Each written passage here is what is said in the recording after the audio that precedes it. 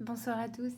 C'est un petit peu le hasard devant moi ce soir parce que j'étais en train de jouer à Kingfire Chronicles et je me suis dit qu'il était temps que je fasse une petite vidéo pour vous en parler. Pourquoi? Parce que pour l'instant, il y a encore des VF de disponibles en boutique. Mieux vaut ne pas attendre trop longtemps, je pense. Je ne sais pas pour combien de temps les VF seront disponibles. Après, il y aura le marché de l'occasion, mais peut-être plus cher que le prix d'achat normal. On ne sait jamais, donc vaut mieux en parler tant qu'il est temps. Alors, Kingfire Chronicles, c'est quoi? C'est un mélange d'aventure, style RPG, on va améliorer nos personnages, de deck building, puisque c'est à travers le deck de cartes de nos personnages qu'on va pouvoir les améliorer, et comme vous le voyez là sur cette map, de boss battler, avec des effets de terrain parfois, des choses comme ça, des lignes infranchissables ou pas. Voilà. Donc, Kingfire Chronicles, pour moi, c'est super validé. Une très bonne surprise, parce qu'honnêtement, je l'ai pris pour avoir un jeu à campagne à faire en attendant que Malia arrive. Résultat des courses, je continue Kingfire Chronicles alors que Malia est déjà là et je compte bien le terminer avant d'ouvrir la boîte. Donc c'est que vraiment il me plaît. Donc dans Kingfire, on a des personnages. On en a 6. Alors personnellement, je joue avec 3 personnages. Moi, je joue avec Roland, Valora et Asha. Un profil assassin. Quand il y a un assassin dans un jeu, je le prends systématiquement. Et il y a encore 3 autres personnages. Je vais vous sortir les boîtes. Du coup, il y a Naz. Il y a Fane, le barde, qui est plutôt classe. Et Korn. Voilà. Donc vous avez 6 personnages que vous pouvez jouer dans la boîte. Donc déjà, on a une certaine rejouabilité puisque les personnages ne se jouent pas de la même façon. Ils ont des compétences particulières, donc spécifiques à un personnage. Et ils ont des mécaniques aussi différentes. On peut les spécialiser pour certaines choses. Donc oui, c'est un jeu pour moi qui est vraiment rejouable, en plus d'être bon. Après, au niveau de la DA, vous jugerez vous-même. Moi, j'ai pas d'avis. J'aime, mais c'est discutable. Je vais vous montrer un exemple avec Valora. Alors déjà, on a les petits standees en acrylique, un petit peu comme dans Vagrant Song. Donc c'est sympa. C'est sympa, ça change un peu parce que les figurines, j'avoue, je sais plus où les mettre. Mon compagnon a plus le temps de les peindre assez vite. Du coup, figurines en acrylique, ça m'arrange pas mal. Donc je vais vous montrer par exemple Valora. Valora, du coup, c'est l'archère. Elle a sa compétence de personnage ici. Et ici, elle a la construction de son deck. Ça, on le retrouve ici. Donc là, j'ai déjà amélioré, hein, j'ai déjà bien avancé dans la campagne. Je vais essayer de ne pas vous spoiler de toute façon, mais je vous montre un petit peu, sans que vous voyez vraiment tous les textes, mais vous voyez un petit peu, on a les couleurs. Donc on a des cartes rouges qui représentent la puissance, la force physique et la robustesse. On a les cartes vertes qui représentent plutôt l'habilité, agilité, ingéniosité. Et on a les cartes bleues qui représentent la sagesse, donc savoir et intelligence. Voilà. Vous avez aussi dans le deck des cartes blanches, comme celle-ci. Les cartes blanches, elles servent de joker. Elles sont compatibles avec les 3 autres couleurs. Ce qui n'est pas le cas des autres cartes.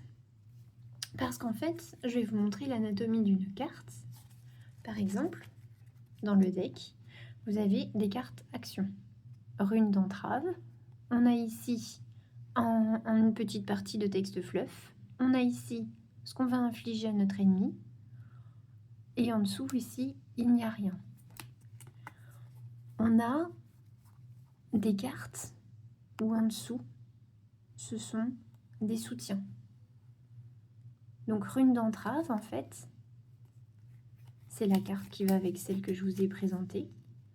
Si je la joue avec mon personnage en tant qu'action principale, je vais jouer la partie haute de la carte, donc la partie action. C'est une carte bleue. Ça veut dire que si je vais chercher le deck d'un de mes autres personnages, alors on va prendre par exemple Achat. Là, c'est une carte action attaque à distance de 2 et qui va infliger un statut à l'ennemi. Je vous montre ça après. Et bien, avec Achat, je vais pouvoir jouer une carte soutien bleu. Donc ici, par exemple, là. Alors ça, vous verrez en même temps, du coup, il y a des cartes bicolores, des cartes biclassées. Donc là, je peux soutenir une action rouge, je peux soutenir une action bleue. Donc si je joue ça sur l'action, j'ajoute un dégât à l'attaque de Valora. Donc ça veut dire que quand Valora joue, Achat peut la soutenir, mais mon troisième personnage, Roland, peut la soutenir également. Donc il y a énormément d'interactions et de synergie à jouer avec plusieurs personnages. Donc ça, c'est un jeu déjà qui ne sera pas spécialement intéressant si on joue en trou solo. C'est vraiment intéressant de prendre des mains de 2 à 3 personnages, pourquoi pas 4. Moi j'ai choisi d'en prendre 3, mais pourquoi pas 4? Parce qu'il y a beaucoup de synergie. Du coup, l'un va jouer une action, les autres vont aider, etc. Donc là, je vous disais, je peux jouer le soutien, un soutien bleu sur la carte bleue de Valora. Je peux aussi jouer un soutien blanc, puisque c'est la carte Joker. Ça veut dire que Achat, si elle joue cette carte-là pendant que Valora met 2 attaques à distance et un statut piège, Achat va jouer Bijou de pied étrange pour soutenir l'action de Valora et va lui octroyer un déplacement supplémentaire. Parce qu'en fait, les personnages, quand ils s'activent, ont droit à un mouvement à faire avant ou après l'action principale, et du coup, une action principale. L'action principale, ça va être de jouer une carte action, ou de piocher, ou de défausser une carte. Et ça a une importance capitale qui donne une notion de timing super importante dans le jeu. C'est grâce à cette carte-là. La lanterne. La lanterne du Kingfire, c'est son pouvoir spécial, on va dire. Comme dans les jeux vidéo, oui, c'est ça, c'est son super. Quand ma main est dépourvue de cartes action, on va dire que dans ma main, il me reste, j'ai déjà joué quelques tours, il me reste, allez, 3 cartes soutien. Eh bien, je suis obligée de défausser toute ma main parce que je n'ai plus de cartes action. Donc je ne peux plus jouer de tour d'action principale. Donc je défausse tout ce qu'il me reste en main. Je mélange ma pioche si elle est vide, mais sinon tout simplement je pioche. Et ma lanterne est chargée. En fait, elle a eu le temps de se préparer pendant que je faisais toutes les actions que j'ai faites avant. Elle est chargée, je la place ici.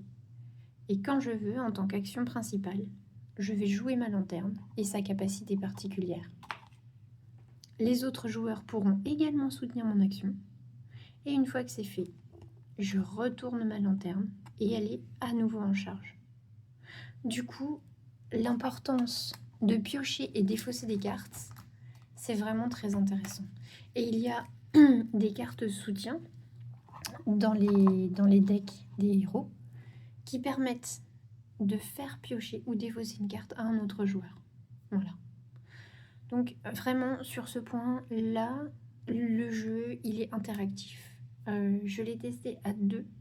J'ai trouvé ça hyper chouette à 2 joueurs. Et je vous dis, là, en jouant 3 personnages, franchement, je m'éclate. Il n'y a pas de temps mort. Je réfléchis sur tous les decks, etc. Donc, c'est super sympa. Ensuite, qu'est-ce qui est bien? Eh bien, cette partie-là, les expéditions. Les expéditions, ça va se passer là-dedans, dans le livret d'aventure. Alors, je vais vous montrer le tout début. Pareil, hein, pas de spoil, et ça, on l'a déjà vu un peu partout sur Internet. Donc je ne vais pas non plus casser votre délire quand vous allez commencer la campagne. On a quête numéro 1, donc on va tous commencer par là. En route vers Vina. Le texte fleuve. On nous dit d'aller sur un certain plan. Donc un plan, c'est la map sur laquelle on va devoir se battre. Et continue avec un 1. Et là,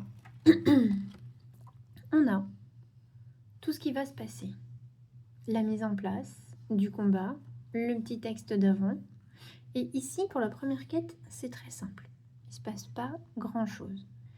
Mais ensuite, vous allez avoir des embranchements, des choix à faire qui vont vous donner des points de compétence. On appelle ça, du coup, des Kingfire.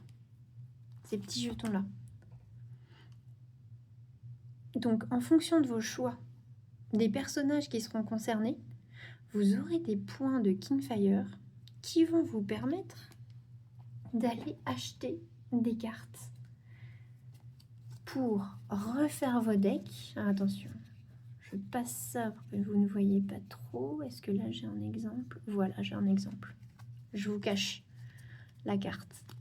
Mais vous voyez en bas de cette carte-là, vous avez un Kingfire. Si votre personnage ne détient pas le nombre de Kingfire requis, vous n'avez pas le droit d'acheter et de mettre cette carte-là dans votre deck. Donc au niveau des améliorations de deck, eh bien c'est surtout ici que ça va se jouer. Un exemple, l'avant-dernier scénario que j'ai joué, je crois, j'ai fait des choix narratifs qui n'ont pas plu à une certaine personne et qui du coup a estimé que je m'étais déjà pas mal récompensée moi-même. Eh bien voilà, j'ai tout pris dans le 1. Je n'ai reçu ni récompense en argent, ni en points de compétence à la fin de la résolution du coup de ma petite phase d'aventure. Donc voilà, j'avais mauvaise action, pas de récompense. Voilà, tout simplement. Donc, j'aime bien, tout est cohérent. Il y a des choix qui vont avantager certains personnages et pas d'autres. Donc en fonction des gens avec qui on joue, on va peut-être s'orienter un petit peu différemment. Mais là aussi, au niveau des choix narratifs, c'est rejouable. Excusez-moi, j'ai de nouveau la toux. Et à savoir, du coup, il y a des quêtes qu'on va pouvoir récupérer, qu'on pourra faire à la place de la quête qu'on aurait fait normalement après. Par exemple, je peux récupérer la quête 16 avant et aller la faire avant d'aller faire la quête numéro 7, on va dire. Donc les choses ne vont pas forcément se faire dans l'ordre. En revanche, il est bien noté dans le livret que jamais une quête trop difficile pour les personnages ne nous sera proposée. Donc il y a quand même quelque chose qui se tient au niveau de la difficulté, disons des rencontres de boss qu'on va avoir. Voilà.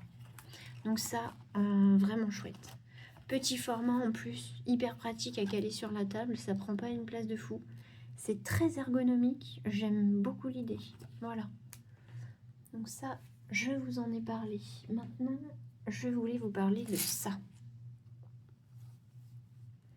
Ça, pour moi, qui suis fan d'horreur Arkham, voilà, ça, c'est génial. On a là-dedans des jetons. Un des jetons de très bonne qualité d'ailleurs, hein, vous noterez. Avec un bruit sympa, en main, c'est agréable. Là-dedans, on va avoir les jetons d'activation de nos héros. Donc là, on a Valora, là, on a Roland, et quelque part ici, on a Asha. Donc à chaque tour de jeu, dès le premier tour, je vais prendre un jeton dans le sac et ça va m'indiquer qui va jouer. Et si c'est un ennemi, comment il va jouer. Donc là, tous les jetons comme ça avec un numéro sont attribués à un ennemi et à leur capacité. Je vais vous sortir la fiche ennemie du premier scénario, comme ça, toujours, pas de spoil, et je vous explique en même temps.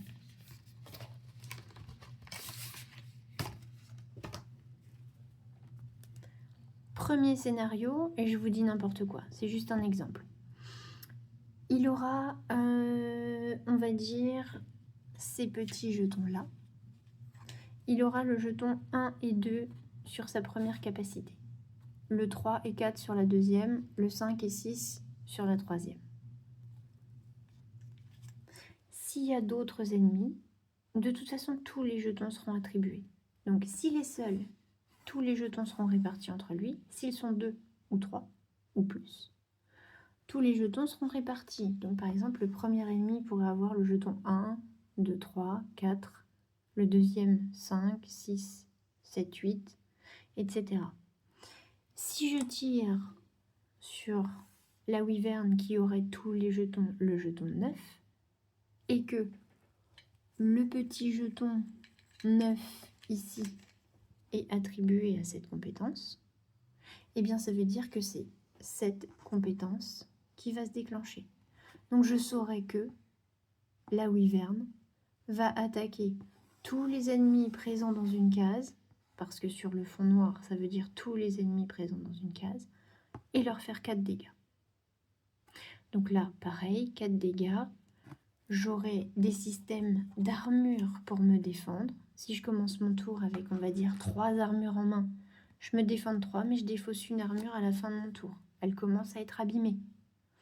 Je n'en aurai plus que 2 pour le tour d'après, enfin pour la prochaine attaque. Ça aussi, c'est malin d'ailleurs.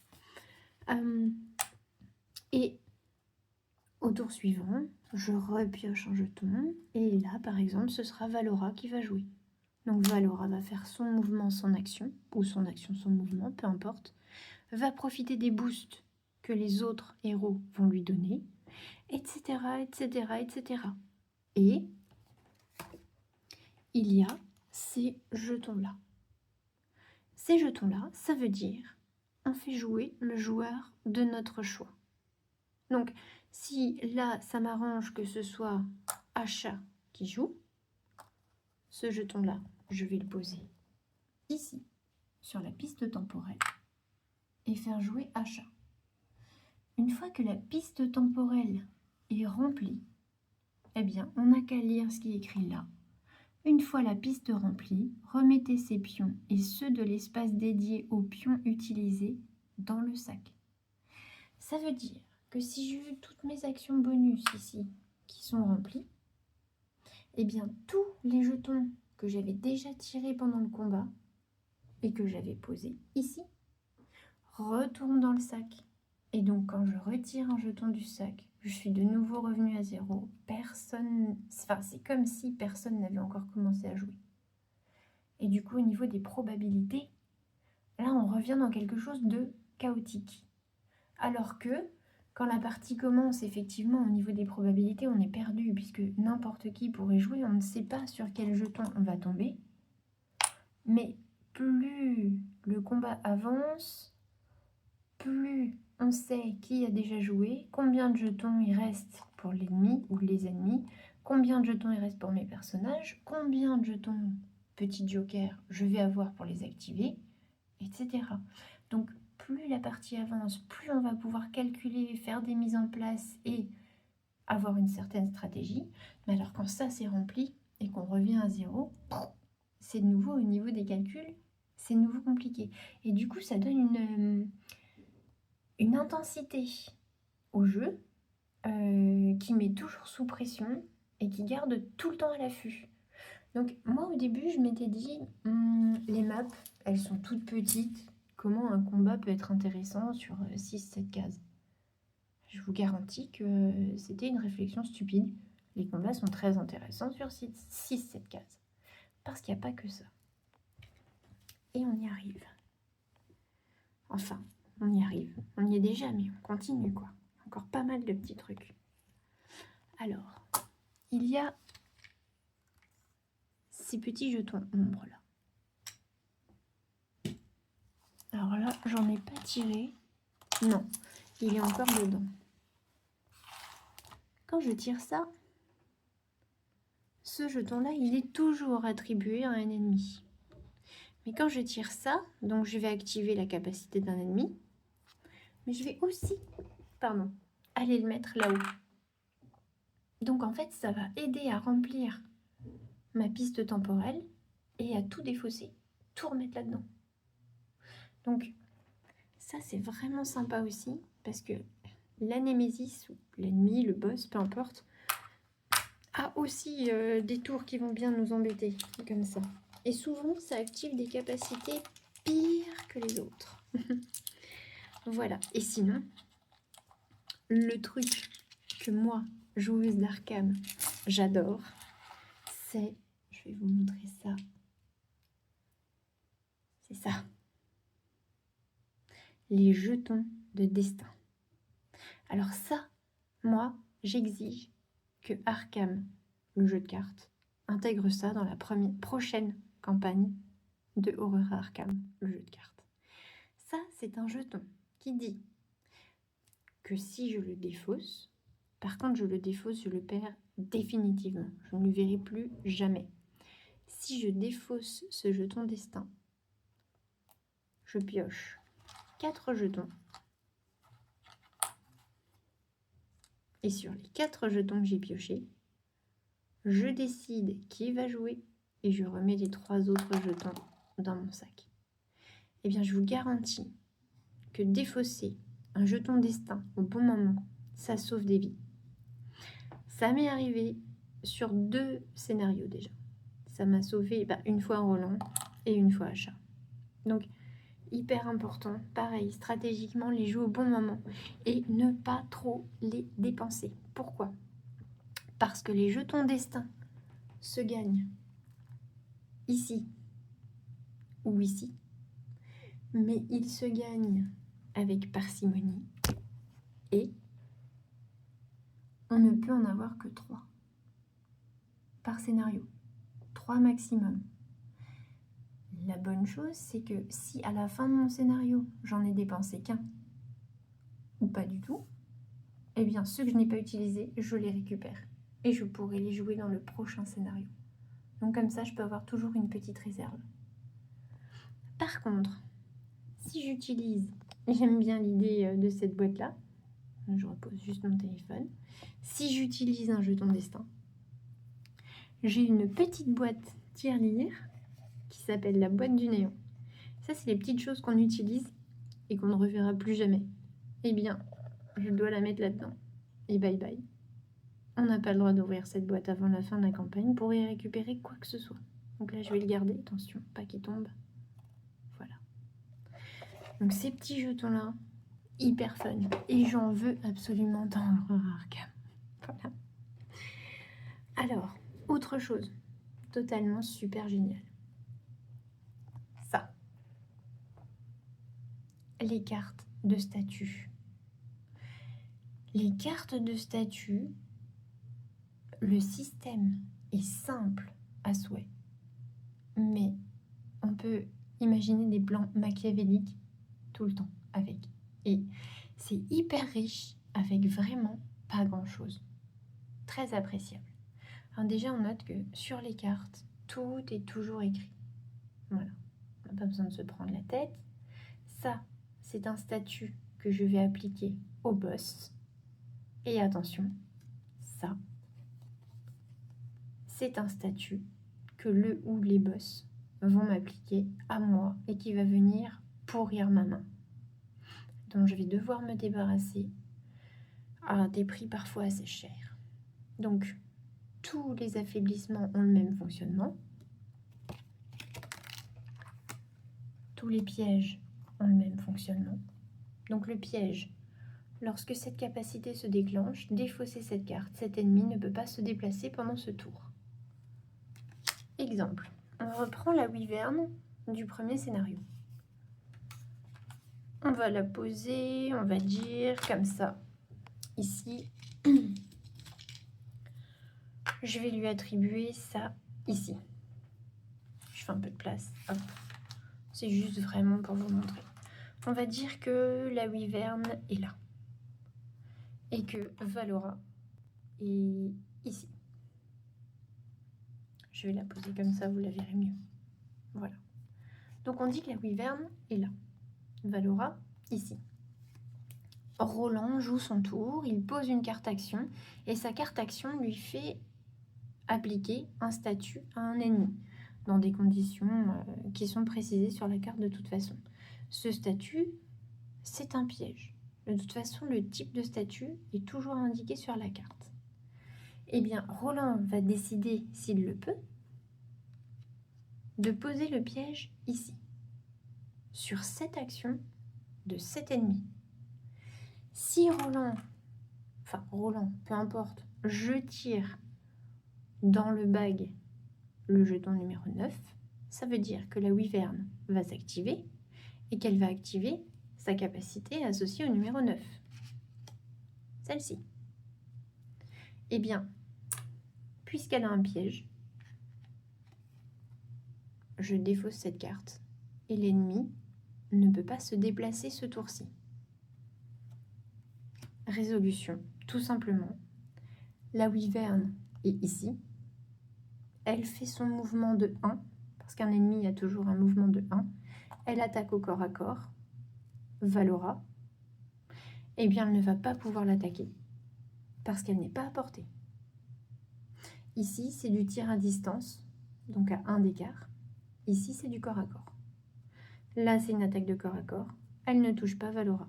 Donc, en fait, son action, elle a été validée. Son jeton, il est défaussé du bag. Il ne reviendra pas. Et je n'ai pas pris l'attaque. D'où l'importance des cartes statuts. Donc, on a ça comme statut. L'affaiblissement que je vous montrais juste avant. Lorsque la capacité se déclenche, on défausse la carte et les attaques de l'ennemi infligent 1 dégât de moins pendant ce tour. L'étourdissement. Cet ennemi ne peut pas attaquer pendant ce tour. Donc là, carrément, il n'y a pas d'attaque du tout. La blessure. Lorsque cette capacité se déclenche, défausser cette carte, cet ennemi subit 2. En fait, c'est comme si j'avais infligé un saignement à l'ennemi à un coup précédent. Et voilà. Et donc avec tout ça, parce qu'on va pouvoir cumuler les cartes statuts,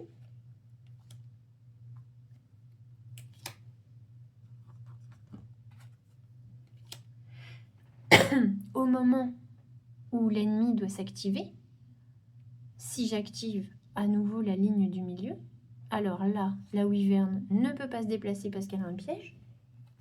Et en plus, au tour précédent, je lui ai mis un saignement. Donc elle prend 2 dégâts en plus. Et l'attaque, je la prends pas. Et elle est considérée comme jouée puisque le jeton, il est là. Donc, ce système-là est super malin. Super malin et très intéressant. Et je vous montre. Je repose un petit peu le téléphone. Par exemple, sur la première carte de Roland qu'on a là, vous le voyez, lancé de météore, Roland fait appel à son feu intérieur. De la sueur ruisselle de son visage, tandis qu'il s'efforce de le contenir et de le contrôler. Il finit par grogner et l'envoyer de toutes ses forces. Et là, Roland, il fait un tir à distance d'un 3 dégâts et il inflige une carte blessure. Et c'est ce petit symbole-là, une blessure.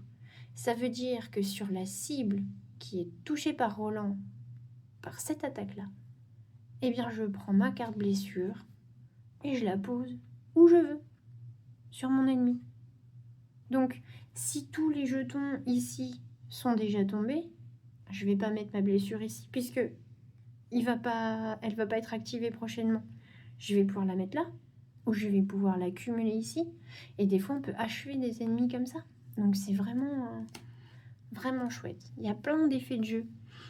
Et on peut spécialiser nos héros sur certains statuts. C'est ce que je suis en train d'essayer de faire et ça marche super bien. Ça fait des méga combos. Voilà. Au niveau des ennemis, il y a un autre truc qui est vraiment chouette. C'est ça. Le ciblage. Là, en fait, on va avoir... je vais prendre un autre jeton juste pour vous montrer l'exemple. Je vais prendre celui-là. On va dire que c'est notre wyvern. Voilà, je voulais pas tout redéballer. Et en plus, la wyvern, elle est déjà dans la boîte du néant parce que je suis allée voir quelqu'un pour vendre mes trophées. Donc, Ici, c'est le héros qui aura le plus de points de vie qui sera ciblé par l'attaque. Donc ça, c'est en début de partie. Mais vous voyez que si j'active cette compétence, eh bien par exemple, j'aurai un reciblage. Ça veut dire que quand je recible, je regarde à nouveau, donc je réévalue le nombre de points de vie de tous mes héros et je redonne le jeton de ciblage au héros qui est concerné. Donc là, celui qui a le plus de points de vie. Si Valora s'est déjà pris 2 attaques de 4 dans la tronche, il y a de grandes chances que ce soit plus elle la cible. Et l'ennemi ou les ennemis n'attaquent que leur cible. Si ma Wyvern, elle est là, Valora, elle est là, oups, et Asha, elle est ici, et que la Wyvern cible Asha, bah Valora qui est là, la Wyvern s'en fout complet. Donc elle va pas l'attaquer. Ce qui permet de se défendre, de jouer stratégie pour que certains prennent l'aggro ou pas, et sauver la vie des collègues, tout simplement. Là, par exemple, il a toujours la même carte de Roland. Ça, le fond noir dessus, ça veut dire que c'est Roland qui prend l'aggro, quoi qu'il arrive. Au moment où il attaque, il met le monstre en colère ou il capte son attention, peu importe, il prend l'aggro direct. Donc si Valora l'avait, qu'il lui restait peu de points de vie, Roland arrive, bam, il le provoque, le monstre se retourne vers lui. Ça veut dire que Valora, elle va pas avoir besoin de mourir très prochainement, tout simplement. Voilà, donc ça qui est vraiment chouette aussi. Ensuite, les explorations de la ville. Enfin, moi j'ai déjà sorti pas mal de choses, mais on va rencontrer des marchands, on a des événements, plein de choses qui sont liées. On a des hauts faits. En fait, ça s'appelle des cartes memento. Mais on a des hauts faits qu'on va pouvoir débloquer, soit pendant les scènes de combat, soit dans le livret d'aventure. Et quand on va arriver à certains endroits, on va nous dire si vous avez la carte memento tant, il va se passer ci ou ça. Voilà. Donc, plein de choses à faire. Ici, on a le marché de la ville qui est là. J'ai déjà pas mal de petites boutiques, de petites échoppes où je peux aller acheter des cartes. Là, j'ai déjà aussi pas mal de cartes disponibles pour refaire mes decks. Il y a des cartes de journal. Donc, c'est ce qui me permet d'aller récupérer mes quêtes, de pouvoir aller les jouer. Ici, on a plein de petits loots qu'on va gagner. Donc, des enveloppes à ouvrir, etc. Voilà. Et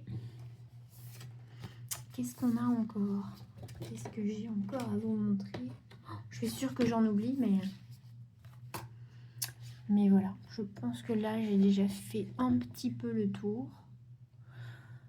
En tout cas, vous l'avez compris. C'est vraiment un super jeu. Je passe de très bons moments dessus. Simple à prendre en main. Après, simple à prendre en main, oui, mais il y a quand même un gros inconvénient. Et le gros inconvénient pour moi, c'est ça. Alors c'est bien mignon d'avoir fait des petits livrets de règles pour pas décourager les gens. D'accord. Sauf que c'est plein d'imprécisions. Il manque des infos qu'on aurait voulu avoir. C'est pas toujours très clair. Enfin, en bref, c'est bien. Ça sert de tutoriel. Petit à petit, on n'a pas besoin de lire un gros livret de règles. Et le jeu n'est pas compliqué, donc c'est suffisant. Mais avec ça, un minimum, c'est de nous mettre une fac. Un minimum. Voilà, parce qu'il y a des tas de petites questions qu'on se pose, on perd du temps, on cherche par-ci, par-là, la carte machin, le jeu ton truc, c'est quoi, ok. Bon, c'est un inconvénient, mais il faut pas se limiter à cause de ça. Moi, c'est les livrets de règles vraiment mal foutus, c'est le genre de truc, le jeu, je le revends direct parce que ça m'énerve. Mais là, on n'en est pas là. C'est pas dégueulasse non plus. C'est juste que il faut aller lire la fac. Elle est disponible sur Board Game Geek. Alors, elle n'est pas encore en français, mais il n'y a pas de vocabulaire incroyable. Donc, c'est bon, vous en sortirez. Ou sinon, avec Google Lens, on fait des merveilles. Ça deviendra français sur votre écran de téléphone, donc c'est vraiment pas un problème. Mais ça aurait été chouette de faire un effort.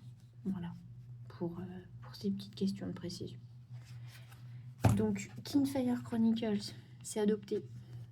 C'est vraiment, vraiment aimé. Ce sera joué jusqu'au bout. Et là, du coup, je vais vous laisser pour reprendre mon aventure là où j'en étais. Juste un petit clin d'œil au passage sur le petit frère Kingfire Delve. Donc il y a Vengloris Grotto, l'autre je sais plus comment il s'appelle, je l'ai prêté à un ami, je le récupère jeudi. Je vous ferai une partie dans pas longtemps. Excellent jeu solo. Voilà, il n'y a pas à dire plus. Donc dans la famille Kingfire, ben, je demande le all-in. Ça veut dire que quand Council sera disponible, ben, j'aurai qu'une envie, c'est de l'essayer. Et on verra ce que ça donne. Donc je vous remercie. Si vous avez des questions, n'hésitez pas, je pourrai vous répondre. Et puis, enfin j'espère, je pourrai vous répondre dans la mesure de mes connaissances, bien sûr, mais j'essaierai de le faire en tout cas. Et j'espère vous avoir donné envie de jouer à ce jeu parce que vraiment, il vaut le détour. Donc en attendant, amusez-vous bien et à bientôt.